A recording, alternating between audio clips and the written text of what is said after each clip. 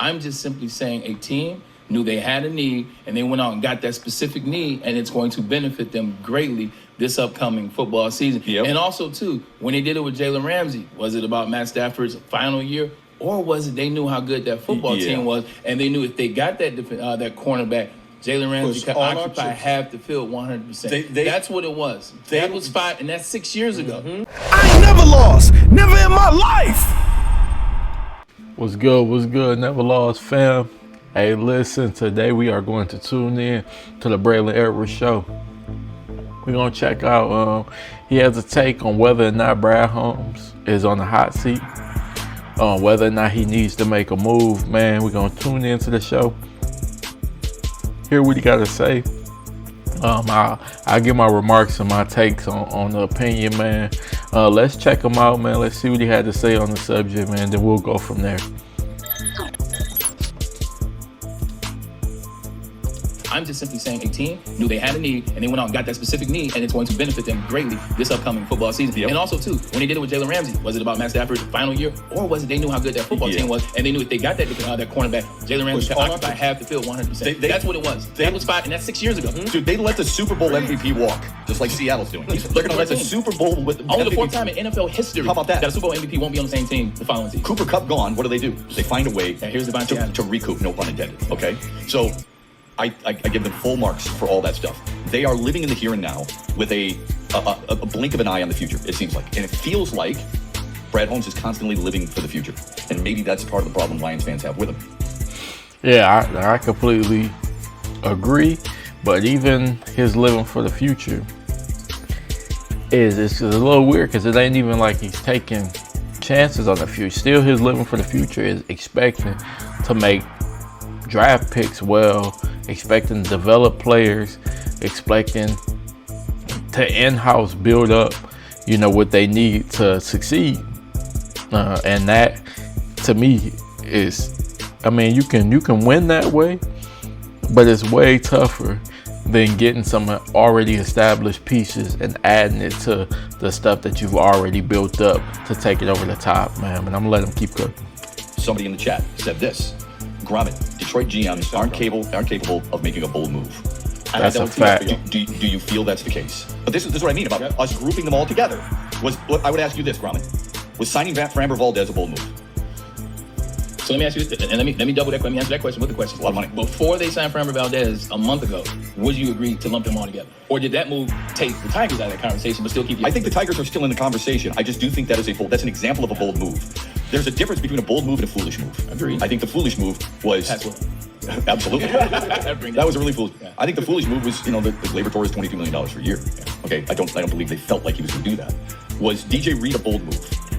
Or was that a foolish move? I don't know. I'm not saying there's only two camps. No. There's a difference. DJ Reed was not a bold move, nor was it a foolish move. It was, we don't want to spend a lot of money. We want a DB that is a starter in this league, that can cover people that we've seen, that we have some film on. It was one of those moves where it made sense for what they were doing. Mm-hmm. Now, I thought Carlton Davis was a better DB. You can look at the years, et cetera, and compare them. I don't care about comparing. Carlton Davis is a better DB than DJ Reed. Solid. That's one more so I'm saying. You're not in a position where you can just try to, with patchworking. Last year, we tried to patch the O-line and it didn't work. Mm-hmm. We tried to patch free agency with Marcus Davenport 2 years ago, and then they'll double back this year. And that has not worked yet. That's not going to work. That's what we're saying to him is you got to make some moves. You got to make. And Braylon's exactly right here, and this is my biggest issue, man. Is we are afraid to take a chance to actually, take a real chance and fail.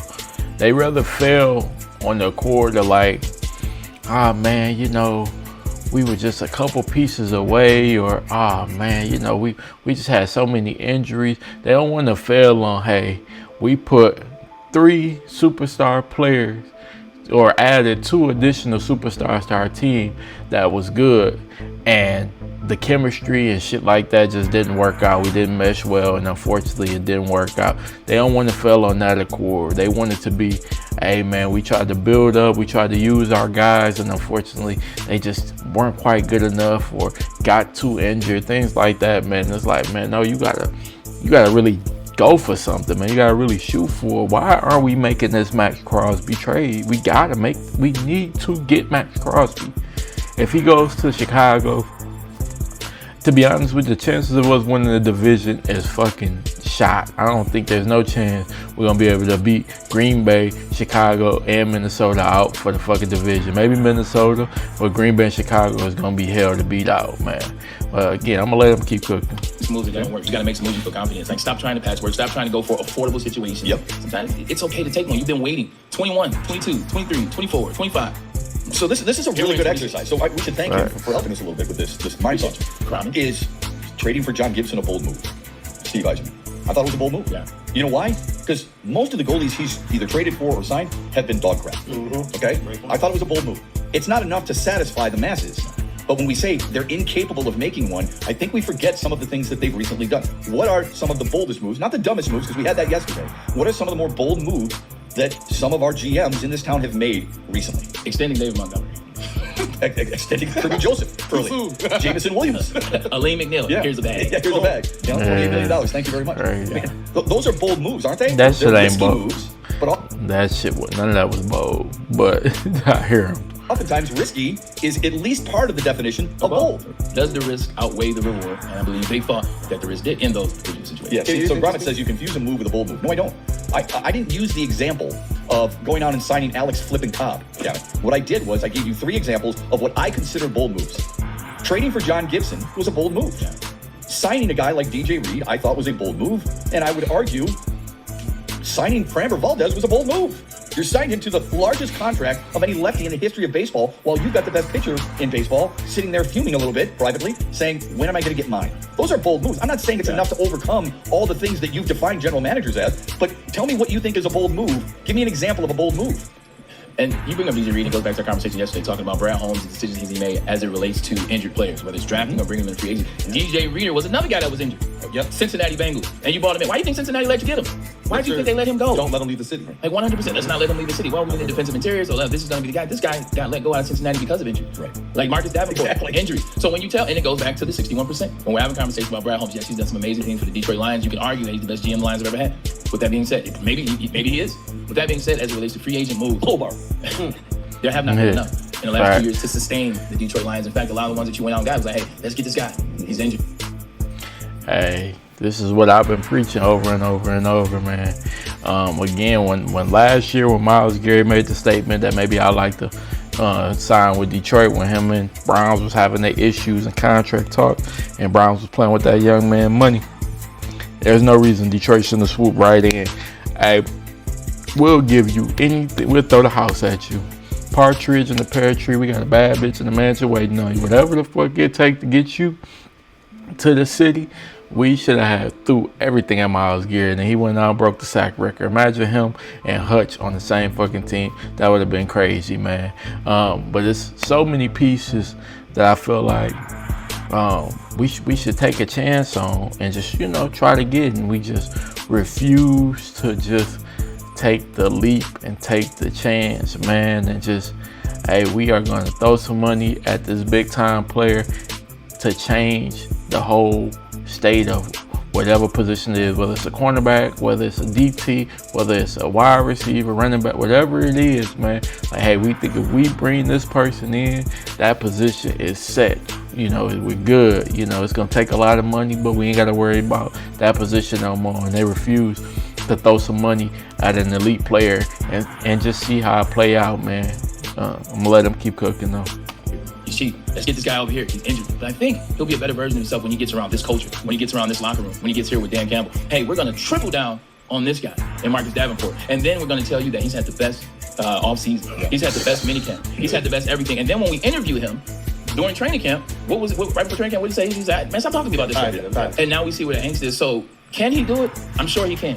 Do I believe he's going to do it? I don't know. Your 61% is now at 67% on our poll. Wow. Get those votes. And this is just a good conversation, too, because we're not pooping on, the Lions, we're not pooping on Dan Campbell, we're not pooping on Brad Holmes and what they're doing, but what we're saying is this is crunch time. Shep doesn't believe in windows, and that's fine. So I'll say it this way. For teams. Right. It's and speaking of players in crunch time, a player that everyone loves here is Jared Goff. How much longer can you give Jared Goff when you're not giving him the line that he deserves? Boy, oh my God, I've been saying this over and over. If everything isn't perfect around Jared Goff, he is not a top 10 maybe not even a top 12 quarterback in the NFL, man. It has to be perfect for him. We have every weapon in the world, man. The O-line has to be perfect for him to be at his best and for him to cook up, man. I honestly believe just about any quarterback can play for this Detroit Lions team and look just as good, if not a lot better, than fucking Jared Goff, man. I believe if we had Caleb Williams, we would fucking destroy the league, man. I know people probably like, man, Craig Caleb ain't that good. He is way better than Goff. Maybe not way better, but he's a better talent than Goff, man. He's young. Obviously, he's figuring it out still. It's only is going into his third year.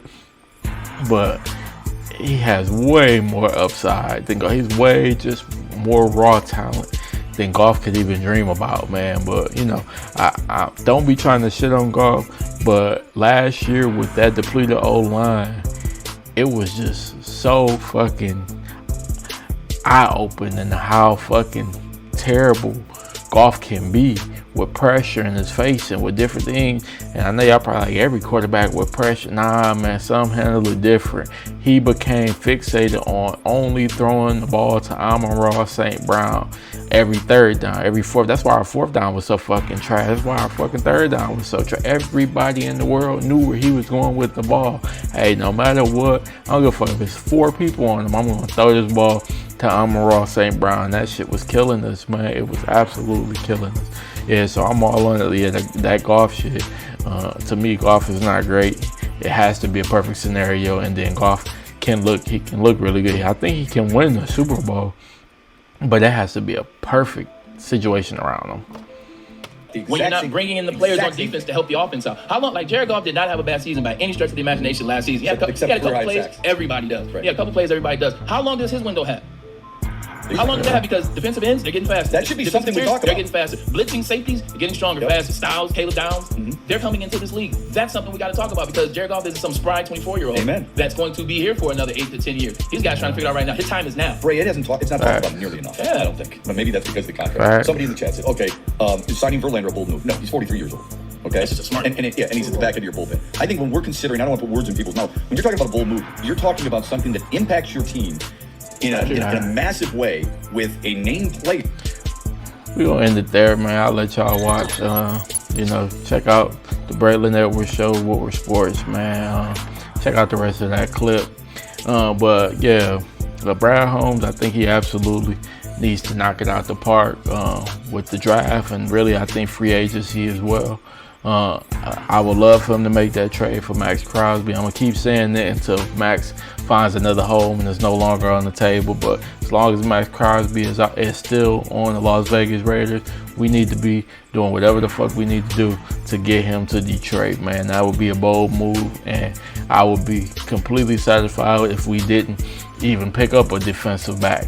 If we got Max Crosby, I'll run it out with them boys we had last year because we're going to get so much pressure on the quarterback, it ain't going to really fucking matter. It ain't going to fucking matter, hey. But listen, those my thoughts, man. And Braylon thoughts, BDB, NevaLoss Pod. I appreciate all y'all for tuning in. We so close to 500 subs, man. Hey, please like, comment, share, subscribe. I'm out of here, man.